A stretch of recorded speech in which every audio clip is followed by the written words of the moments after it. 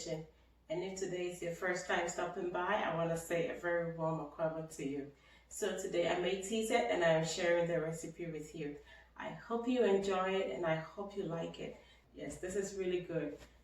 Alright, so let's start by making our green sauce, which we normally call okra, but it's really not.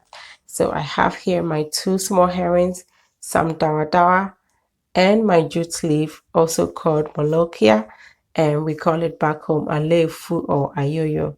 So this and some salt and baking soda is all you need to cook your okra. So I have broken my fish into pieces, added my dawada, the jute leaves, some salt and baking soda. And this I am going to cook on medium heat for about 8 to 10 minutes. And that's all it takes. So I'm going to leave this uncovered because the least mistake you make and forget that you are cooking this, everything is just going to boil over and half of your okra is going to end up on your stove. And we don't want that. So I leave it uncovered and I keep stirring it because I'm told the more you stir, the more it gets slimy. And for TZ stew, you really want this to be slimy. So that's what we do. And just look at that. It is ready. And now I'm going to just turn off the fire so I can focus on my TZ itself. Beautiful, right?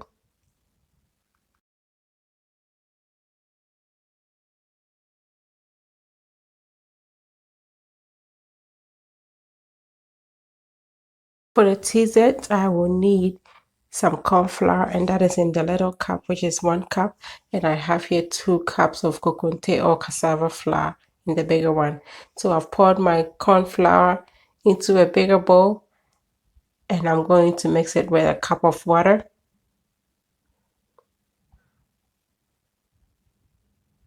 And this you're using it to prepare the porridge. To start making your teas, you first make porridge before you add your cassava flour.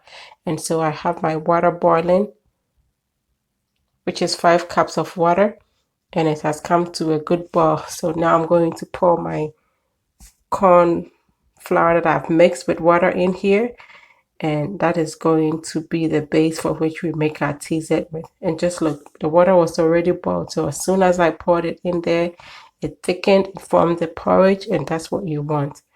And now I am going to stir it just a little bit longer so that it's not going to have any lumps. And it looks like it's done with cooking the porridge.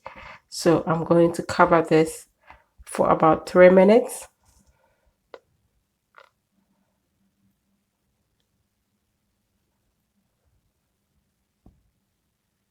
I felt like it was too thick, so I just added just about half a cup of water.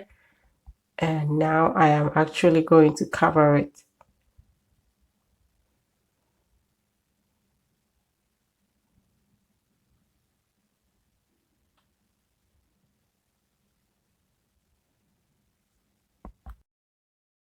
And the 3 minutes is up.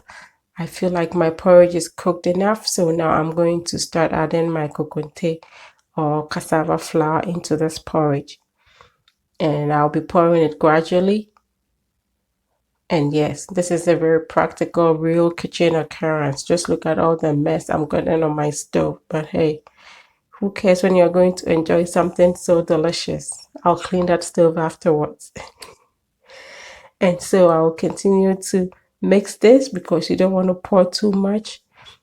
And then when you do that and you can't stir it good enough, you're going to have like lumps in your TZ, and you don't want that, especially not when you're going to serve your guest with it, which I am going to do. So no, this has to be perfect.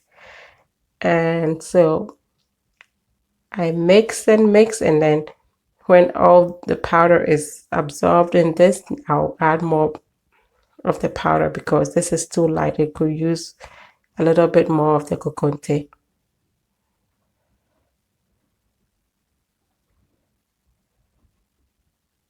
So now I add a little bit more and stir. And pretty much this is all you do. You continue to do this. If you feel like your TZ is too light, you would add more kokonte to it until you get the desired thickness that you want.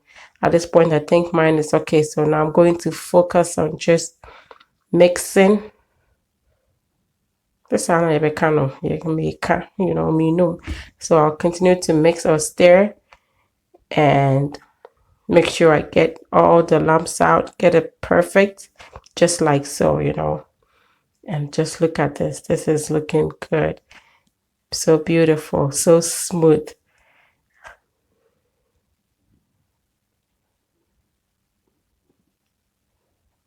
And I think it's cooked now.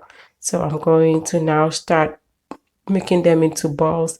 If I was going to eat it right away, I would just have, you know, scoop these into a bowl and just go ahead and add my stews and okra and enjoy it. But since we are going to be waiting for our friends, I am going to make them into balls in a plastic wrap so it doesn't get hard.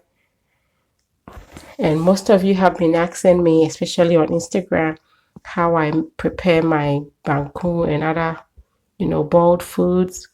I try to make it look like a tomato or something like that. And so I'm showing you now.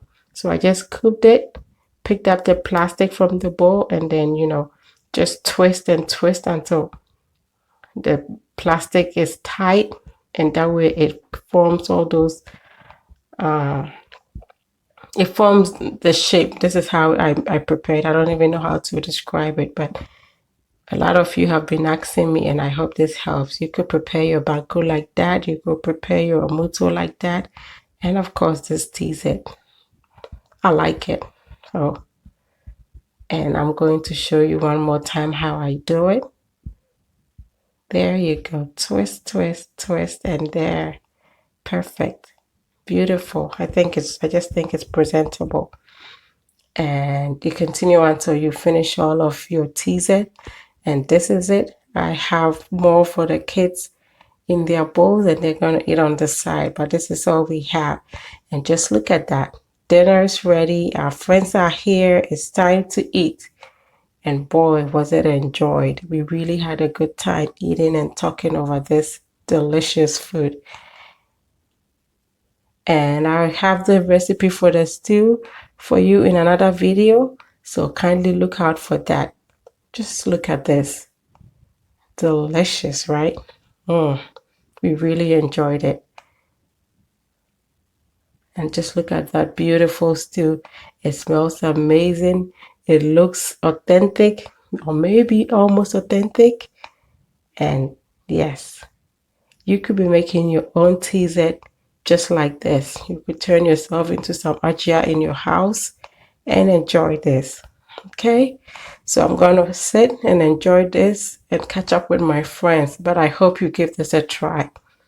And until I come your way next time with something delicious, be loving, be kind, be happy.